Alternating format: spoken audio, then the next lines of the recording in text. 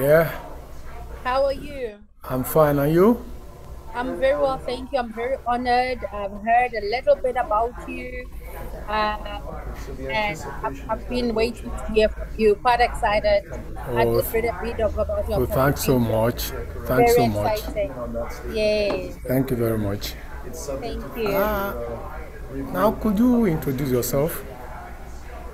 My name is Moleboheng Matli. I'm a South African born, but a Pan African enthusiast, a Pan African entrepreneur. I'm mostly South Syrian, South African, and Nigerian, because my businesses are incorporated in South Africa and in Nigeria. And I've been in the Nigerian market for a good 13 years, so I can proudly and safely say I am South Syrian. South Nigeria. So you happen to be in Nigeria. Where are you based in Nigeria? I'm mostly based in Abuja, but I've done business over 13 states, but my base is definitely Abuja. Okay, that's where the money is. That's where the money is. That's true. That's where the money is. Okay, so what was growing up like for you? If you don't mind, Wale, I'm just going to ask a bit. I just want to know first a little bit about the publication, the newspaper. Just know a bit about this interview. What is it for? When is it for? What is the angle? And things like that. Okay, you see, the thing is, the name of the magazine itself is The Migrant Online. Yes. And like I tell people, migrants could be uh, divided into two, and Yes. one is a subset of the other.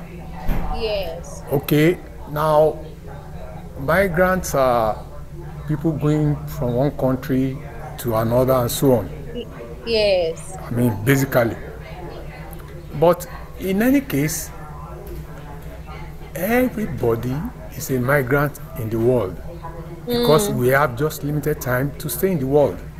that's true. You know that?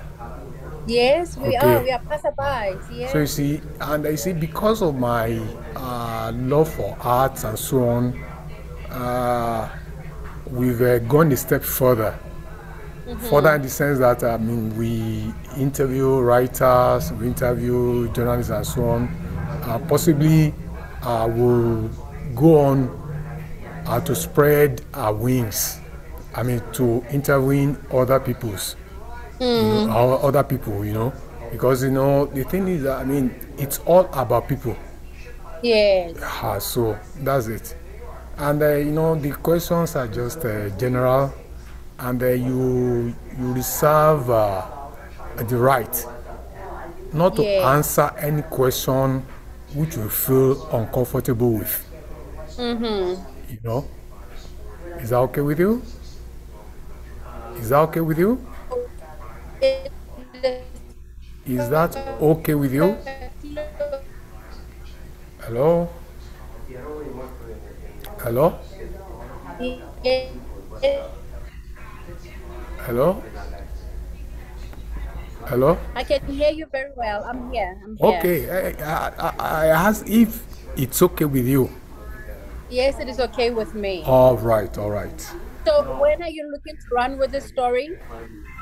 Okay, we will run it online. Okay, Yeah. when? During the week?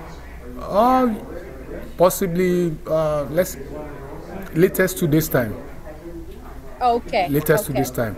It will be on All right. YouTube. It will be on YouTube and all those things. Okay. Awesome. Okay. Yeah. Uh, so, like I asked, how was growing up like for you? Growing up was beautiful. I'm a farm girl. I come from the judicial province of South Africa called the Free State, which is also called the cattle and maize belt of the country. So that's where feeding comes from, you know. So I grew up in a small farm in the Free State. I'm Sotho, and obviously farm life, comparing to what I see life as now, was very peaceful, was very safe. But of course, there was a need to grow and to get to independence. But I totally embraced my growing up. Mostly grew up with my grandparents, in a big family, where within the African context, really where I come from, your cousins are not your cousins, they're your brothers and sisters.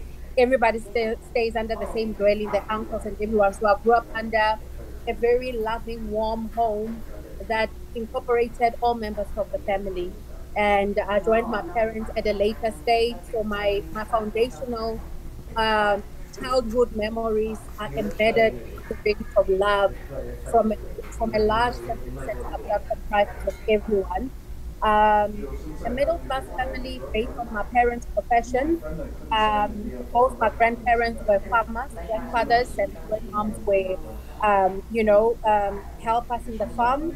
But life was comfortable because we had organic vegetables, we had our own cattle, we had fresh milk every day. So growing up was beautiful. It was lots of fun. So are you missing your youth or your childhood? I've decided to carry my childhood with me because I have my own farm.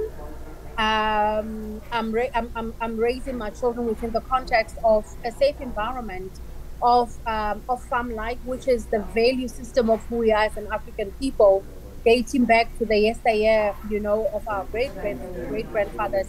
So I've never detached from my values. I'm South African, based living in one of the biggest cities. They call it the richest square mile in Africa, in Sandton, which is the richest city in Africa. But even that has not shifted my ideals of my growing up. So I've stuck to my village, or my country ideals, and truly that's exactly where we should be focusing at as Africans. Good. Now, yours is a print magazine, right? It's a digital magazine. Digital. It's digital. It's digital, yes. Okay, because I saw some. The pictures you gave me, I saw some print or something. Okay. Now, what is the effect of the online magazines on the normal press as we used to know it? I don't have a very long journey in the publishing world, but I have a very long journey in the Pan African market. And because I'm in the communication space, my forte is media. I'm a TV producer. I'm a radio producer, radio presenter. I run a communications agency that is incorporated in South Africa and Nigeria. And in 2021, which is last year, with the impact of COVID, we embarked on our first publishing project, and we self-publishing Algerian Lifestyle digital magazine. Is a quarterly, and it focuses on business promotion across the continent. So the impact of digital content is what I would want to focus on as a need and as a tool to connect the continent at a time that we were disconnected. But going forward, digital medium makes it easier for us to continue engaging, makes it possible for us to continue doing business. It helps us stay in touch. It contributes towards a cohesive Africa, a cohesive global community. So I believe that digital publications in any form, whether it is newspaper, it is magazine, it is lifestyle, digital is the way to go. We're in the 4IR era, and Africa is at a point where it has just signed the Free Africa Trade, and digital communication will fast track the processes and the success of the Free Africa Trade. Okay, can we describe yours as a soft sell? Sorry? Can we describe your magazine as a soft sell magazine? As a soft sell. Yeah. You want to elaborate a bit on that? Sure. Okay, I mean, like magazines that deal with gossips and society and whatever. Okay, so my magazine is a business promotion magazine, strictly.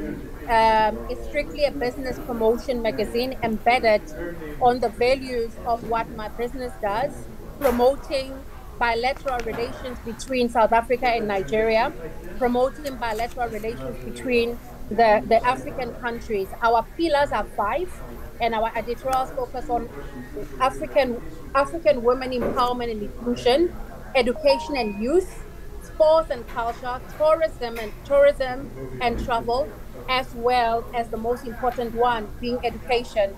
So we do not do gossip at all. We do not cater for politics. We do not cater for religion. We're about governance. We're about leadership. My background as a person, I come from from government. I served government myself in the highest office in South Africa. I served the office of the president. And when I left the office of the president, I went into the African market deliberately to be part of the transformation of Africa, deliberately to promote the cohesiveness of Africa, to promote the oneness.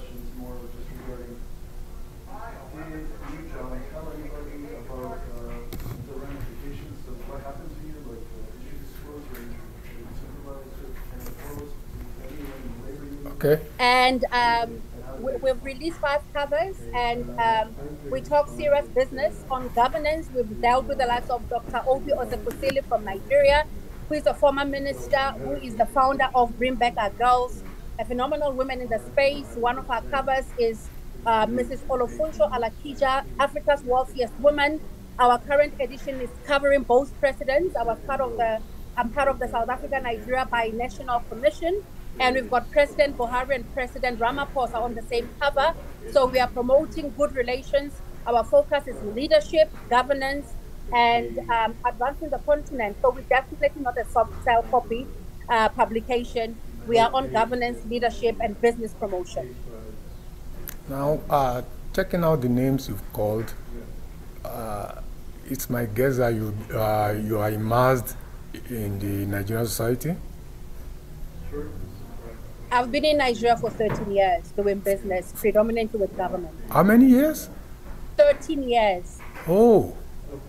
I've been in Nigeria for 13 years. I've been in Nigeria very long. I know Nigeria more than most Nigerians. I've been to the north, and where Nigerians are scared to go, I have been there. I've been to Adamawa, I've been to Taraba, I've been to Bauchi, I've been to Plateau, I've been to Kogi in the Middle Belt. We take care of states such as Ondo. I've taken care of Akwa Ibom, Imo, you name it. So Nigeria is literally my second home. Hence, I'm saying I'm South Nigerian. Okay. So can you compare South Africa with Nigeria?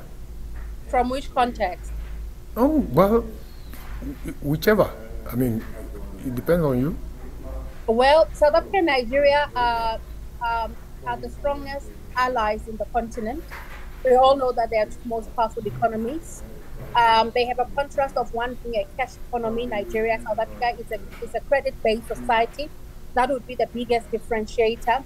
But the countries complement each other very well, because you look at the dynamics, of our politics. You look at the dynamics of our economy, and you realize that the countries are well aligned. So in regards to a direct comparison, I would say there is such great value proposition between South Africa and Nigeria. And if South Africa and Nigeria can really align themselves, the rest of the continent will be blessed. And we can realize, the fruit of our continent if South Africa and Nigeria can truly spearhead their brotherly ties. From the way you're talking, I'm pushed to think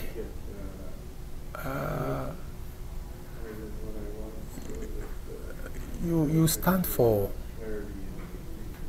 one or two things. So what are the things you stand for? I stand for one or two things. You need to tell me which things you think I stand for. Well. I stand for African unity. I stand for one Africa. I stand for an Africa that is not defined by its crisis, but its ability to thrive against the plagues that is faced with. I stand for an Africa that has been pushed to realize that we must find our own solutions.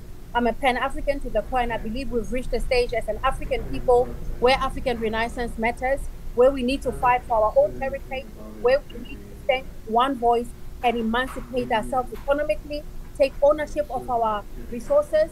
And the only way to do that is to collaborate and unite. Thank you. Now, okay, I didn't even ask you. When you were young, right? What games did you play? Games. Yeah, what games did you play? Wow. Phew, did I play games at all? I was a head girl. I looked after cattle when I was a little girl. My grandfather sent me to the fields with my lunchbox and my cousins, and we went out the whole day to go look after the cattle. As I grew older into my teen years, living with my parents, I was predominantly very committed to social issues. I've always been interested in social issues. I've been in debating since a very young age, and more than anything, I've always been a church girl. So I was very invested between my studies and the church. So I must be honest, I never did a lot of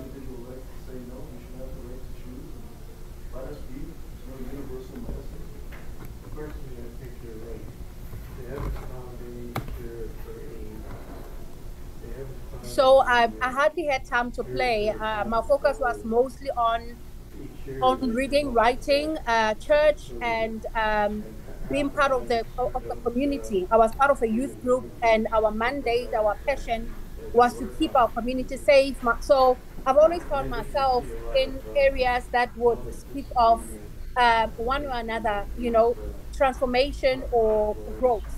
So I played very little as a youth. Let me say that. I'm particularly interested in what you said, or in one of the things you said. Mm-hmm. You said you do write. Mm-hmm. Do you still write? I do write. I write for my magazine. Most of the Okay. articles are written by myself. I contribute towards other publications as well. And I do a lot of writing, and I'm releasing my first, my first, no, my first work, officially within the first quarter of the next coming year. I won't say too much, but I've transitioned from being a writer and getting myself into the space, of formalizing it. Is it fiction? Definitely not fiction. It's Africa, it's economy, it's women, it's the emancipation of the continent. Oh, that's great. Now, like I asked you to compare both countries, but then, what has particularly endeared you to Nigeria? The ideals of Nigerians. It's a land with great opportunities. Nigeria remains an untapped market. 36 states, most of them hardly developed, most of them needing continuity, most of them calling out for foreign investment. But there's a lot of groundwork to be done in Nigeria. What attracted me to the Nigerian nation 13 years down the line is just the ideals of a true Nigerian, a Nigerian that does not relent, a country rich with, when they say good nation, great nation, good people, it's just not a saying. Nigerians are very hospitable people, but when you crunch it down to business, Nigeria has got a lot of opportunities. And if we are serious with doing business with Nigeria, it's a market that will never leave because opportunities are there. Yet you need to be cautious as to where you tap in, what you do, and what you do not do. But from the minute I entered Nigeria in 2009 up until now, I have found a land of opportunities. I have found a land open to foreign investments. I have found a land open to welcoming those that want to impact the society. But more than anything, Nigerians are resilient, enterprising. It's only a Nigerian that will give $5 to and meet them 5 years later, they'll be a millionaire. Not because they are 419ers, not because they are criminals, because they are hardworking, they are committed, and they are disciplined people. So,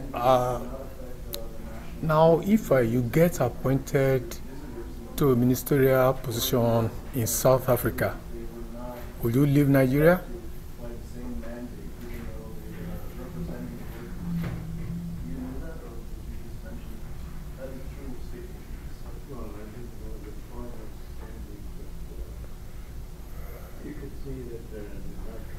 I don't know why this thing is season.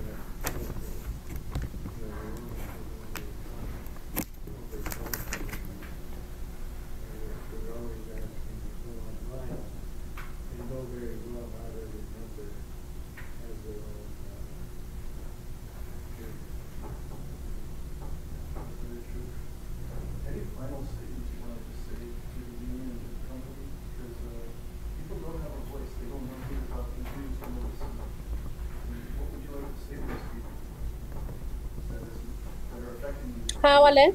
Yeah, hello? Yes, I'm here. Okay. Or you can't join on video again?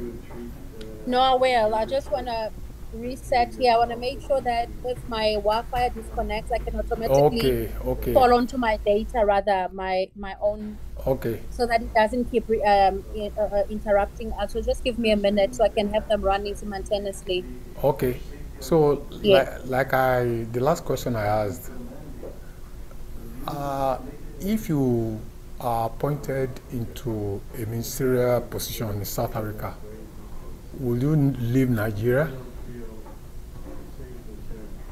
If I'm appointed into a government position, If you get a ministerial position in South Africa,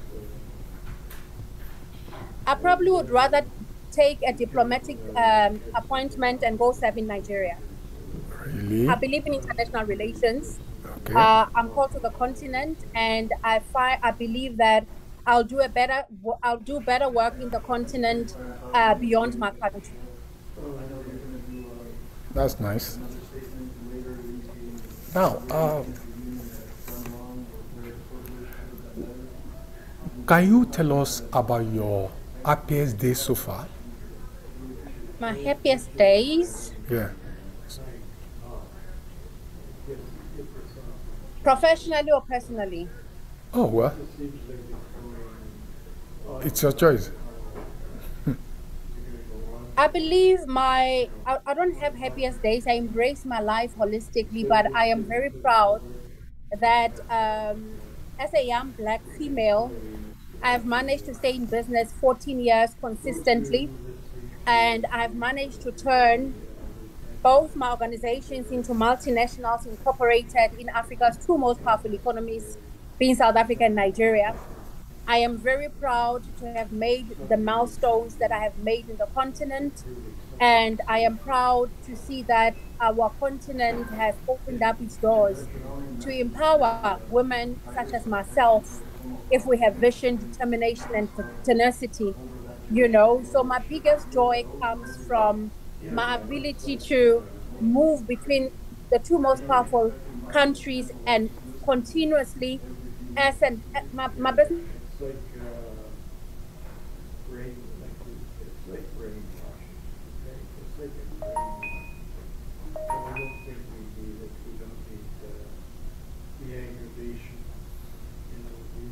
My business 100% owned by myself, and coincidentally, we're speaking in the month of August, which celebrates South Africa's National Women's Day on the 9th, which is Tuesday.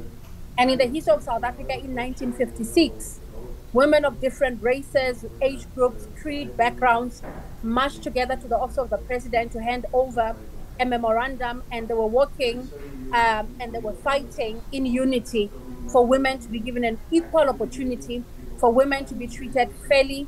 And I'm happy today, some years later, that I'm part of a generation that has women being heard, women being empowered. We've got a lot of female leaders rising. And to be alive at a time such as this is a blessing. So I could see, and I can see women rising. We've got one of the wealthiest women in Africa emanating from Nigeria. We've got some of the most powerful advocates in the continent emanating from South Africa. We've got the first Chief Justice emanating from Ethiopia.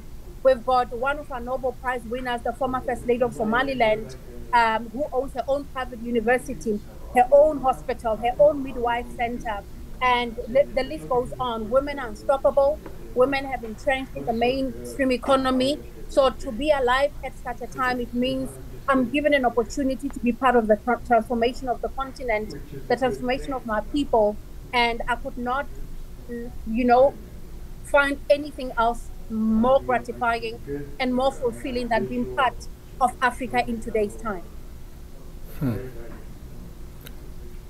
What are those things you'll ask the younger people not to do?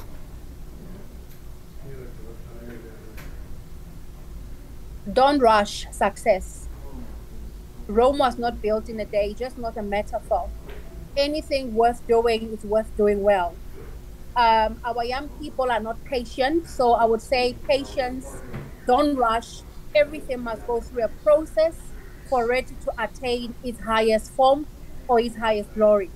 Number two, take heed to advice and align yourself with mentors that have walked the journey ahead of you. There's something powerful with knowledge and wisdom.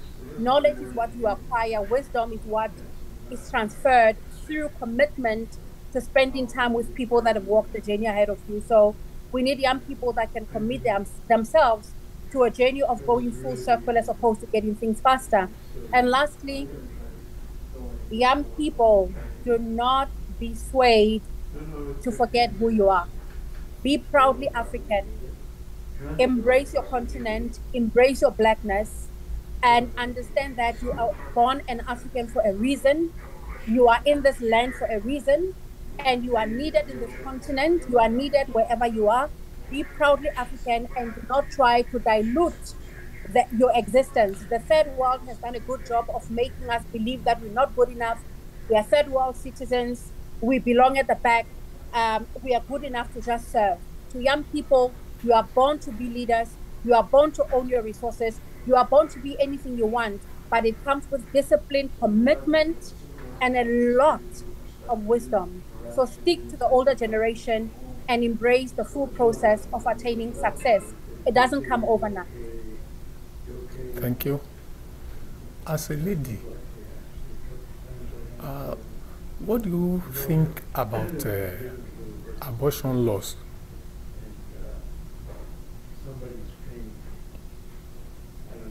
Did you hear me? My personal look, we live in a world that is globalized, and my views are being part of a global community is a two-edged sword. It has brought opportunities, but it has also brought crisis into the continent. Our continent is imposed with a lot of influence from the Western world, and we're at a point where we need to fight for a moral regeneration. Hence, our unity becomes so paramount at this point in time, so we can go back to our own ideals. My personal beliefs, I don't believe in abortion. My personal beliefs are every child is born for a reason, regardless of whatever circumstances that they are born under. Children are a blessing. And again, as an African child in today's time, we live in a democratic society where we are governed by laws, where we are governed by constitutions that says equal right.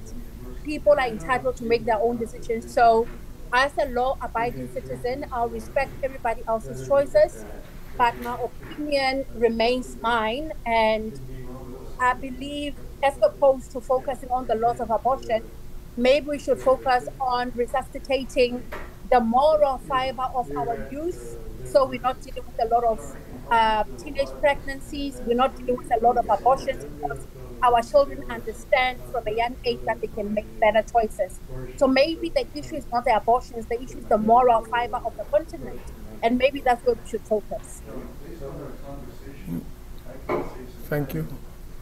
Could you tell us about your most embarrassing moment? Oh, most embarrassing moment. Oh God, I've had so many.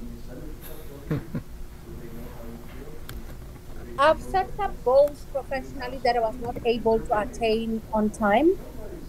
Um, but one of my most embarrassing, and maybe I've grown older, Mr. Wale, I must tell you that today when I look back, I feel every moment in my life has been a good lesson. I've been on a journey. And yes, there's been embarrassing moments, good moments, but I embrace all of them. So there isn't one that stands out particularly. Instead, I'll say I've had many failures. I've had a lot of setbacks. I've had a lot of disappointments. I've had a lot of embarrassing moments coming from myself by virtue of maybe the same advice I'm giving young people, where sometimes I've rushed the process on certain things I'm planning and I failed to deliver within certain timelines because I did not plan well. So, so far, it's been a good ride with a lot of embarrassments that have turned into good lessons and into second chances of doing better. What do you think about gun laws? Gun laws. Yeah. Africa is doing much, much better with gun laws because we do not really have such easy access to guns. We continue having struggles with illegal guns, hence the crime on the streets. But in terms of regulation, legislation, and compliance, I think Africa still has very strict rules around ownership of guns as opposed to the American, especially the American, maybe the Western society. In this regard, I'll speak of America specifically because in America, I'm understanding a 16-year-old qualifies to own a gun.